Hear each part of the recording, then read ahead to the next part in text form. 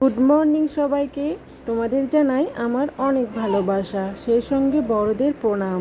অনুজ ব্লগে তোমাদের অনেক অনেক ওয়েলকাম জানিয়ে আমি আমার আজকের ব্লগটি শুরু করছি। আর আশা করছি তোমরা ঈশ্বরের আশীর্বাদে খুব ভালো আছো, সুস্থ আছো আর স্বাভাবিক আছো। আর আশা রাখছি আর অন্য দিনের মতো আজকের ব্লগটাও তোমাদের খুব ভালো লাগবে। এখন ঘড়িতে সময় সকাল 7:30। তোমাদের সঙ্গে নিয়ে এই সকাল থেকে আজকের ব্লগটি শুরু করছি।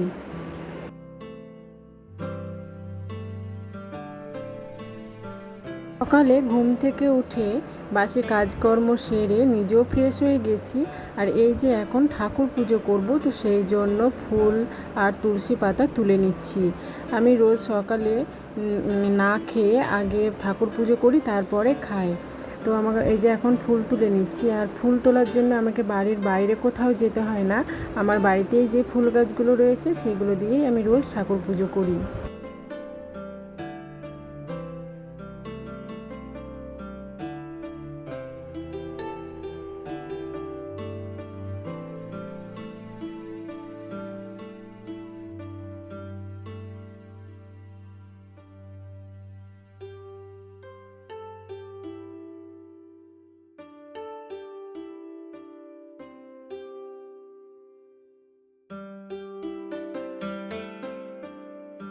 মেয়ে ঘুম থেকে ওঠার আগেই আমার সব কাজকর্ম হয়ে গেছে। আর এই যে এখন মেয়ে ঘুম থেকে উঠে পড়েছে, তো বিছানাটা একটু গুছিয়ে রেখে মেয়েকে ফ্রেশ করিয়ে দেব। চোখ মুখটা মুছিয়ে একটু ক্রিম লাগিয়ে ওকে একটু ফ্রেশ করিয়ে দেব। আমার মেয়ে খুব সকালে ঘুম থেকে ওঠে। আমি যখন ঘুম থেকে উঠি আমার সঙ্গে সঙ্গে আমার মেয়েও ঘুম থেকে উঠে পড়ে, কিন্তু আজকে একটু ব্যতিক্রমী হয়েছে, কারণ ওর একটু ঠান্ডা লেগেছে, ওই জন্য কিন্তু আজকে একটু বেশিক্ষণ ধরেই ঘুম পেয়েছে। তো আজকেও আমি যখন ঘুম থেকে উঠি তখন ও জানতে পারেনি, তো সেই জন্যই কিন্তু আমার সঙ্গে ঘুম থেকে ওঠেনি। আর এখন ঘড়িতে বাজে 8টা, আর এই যে মেয়ে এখন ঘুম থেকে উঠেছে। আর ওকে একটু হাতে পায়ে একটু বডি লোশন দিয়ে একটু মালিশ করে দিয়ে মুখ চোখটা একটু মুছিয়ে দেব, তারপরে তখন ওকে খাওয়াবো।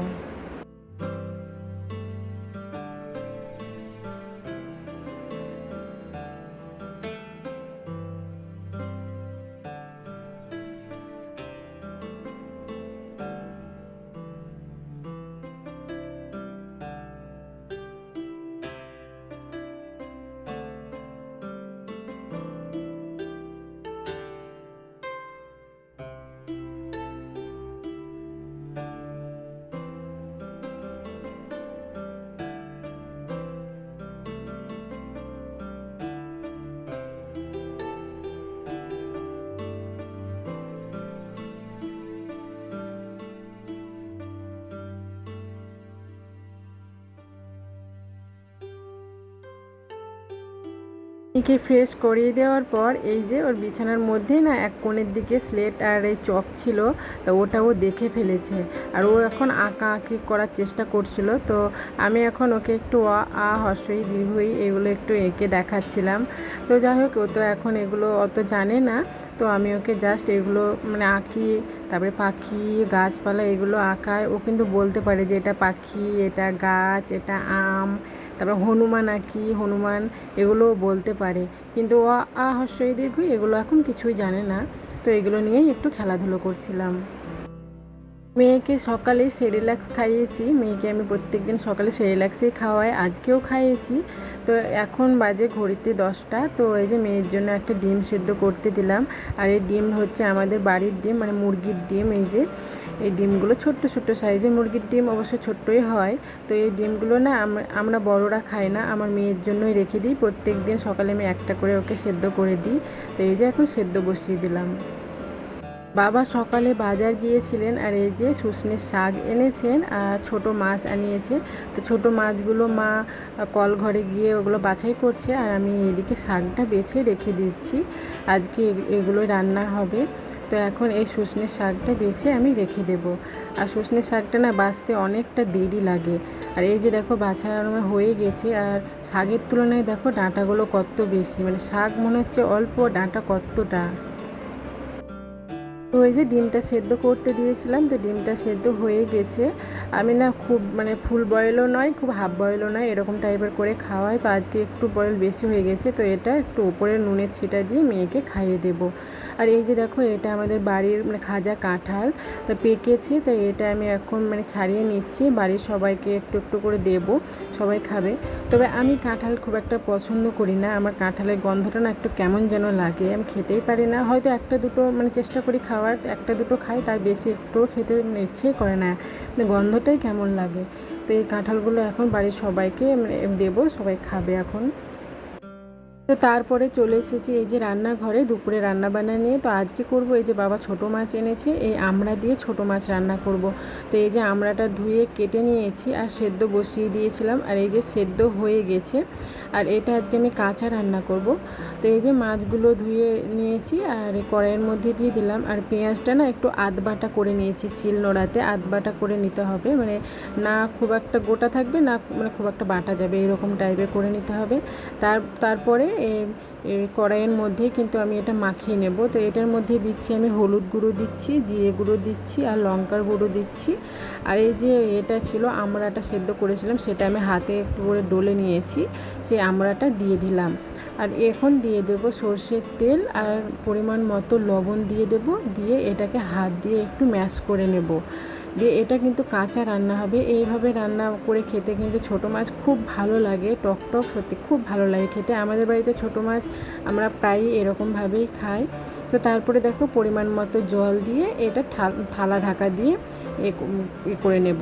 তো এই যে দেখো আমার এই মাছটা কিন্তু হয়ে এসেছে, এবার আমি এটা নামিয়ে নেব।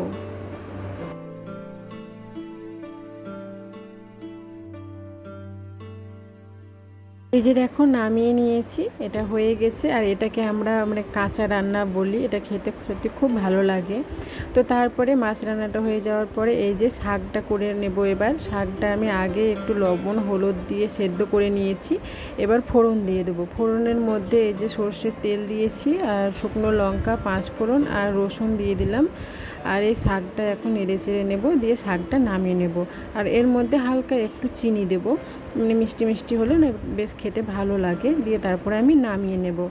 তো এই যে মেয়ের জন্য এখন একটা মোটা মাছ আমি করে নিচ্ছি, ভেজে নিচ্ছি। মেয়ে তো ওই ছোটো মাছ খেতে পারবে না, মেয়ের জন্য একটা ভাজা মাছ তুলে নেব। আর বাকি মাছগুলো আমি কচু আলু দিয়ে একটু মানে রসা রসা করব। এটাও আমাদের বাড়িতে সবাই খুব খেতে ভালোবাসে, কচু আলু দিয়ে এই তরকারিটা, এটা এখন করে নেব।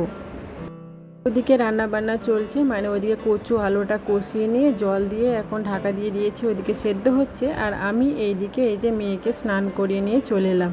আমি এইভাবেই কাজ করি, মানে একদিকে রান্না বান্না হয়, একদিকে মেয়েকে সামলাই, আর এই যে স্নান টান করিয়ে দেওয়ার এগুলোই আমি করি। আমার শাশুড়ি মা কোনো দিন স্নান করিয়ে দেন, তো শাশুড়ি মা এখন অন্য কাজে ব্যস্ত আছে, তো সেই জন্য আমি স্নানটা করিয়ে দিলাম। বেশিরভাগ দিন শাশুড়ি মাই স্নান করিয়ে দেয়, আমি রান্না বান্না করি। তো এইভাবেই আমরা শাশুড়ি বৌমা মিলে মিলেমিশে কাজকর্ম করি। তো এই যে দেখো আমার ওদিকে মেয়েকে স্নান করিয়ে মায়ের কাছে রেখে চলে এসেছি, আর এখন রান্নাঘরটা পরিষ্কার করে নেব। রান্না আমার হয়ে গেছে, আর রান্না হয়ে যাওয়ার পরেই আমি পরিষ্কার করে নিই, কারণ যদি একটু বসি বা রেস্ট নিই না, তখন আর রান্নাঘরের দিকে আসতেই ইচ্ছে করে না, প্রচণ্ড গরম সেই জন্য। তো রান্না হয়ে গেছে, আর এখন এই রান্নাঘরটা একটু পরিষ্কার করে মুছে নেব। রান্নাঘরটা পরিষ্কার করে নেওয়ার পর আমি চলে যাব স্নান করতে। আমি প্রত্যেক দিন এই মানে রান্না বান্না সেরে ফেলি, তারপরে স্নান করি, কারণ প্রচণ্ড গরম, তো আমার রান্নাঘরে প্রচণ্ড গরম লাগে, ঘেমে যায় ওই জন্য।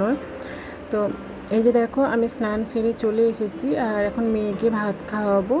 তো আমি খাওয়ার আগে মেয়েকে ভাত খাওয়াই। তো এই যে এখন ভাতটা মেয়ের জন্য বেড়ে নেব। এই যে কচু আলু দিয়ে ওই যে মাছের ঝোলটা করেছি, এই যে শাক, আর মেয়ের জন্য এই যে মাছ ভাজাটা নিয়েছি, একটু শাক নিয়েছি, আর ওই যে ঝোলের মধ্যে থেকে আলুটা নিয়েছি, এখন মেয়েকে খাইয়ে দেবো।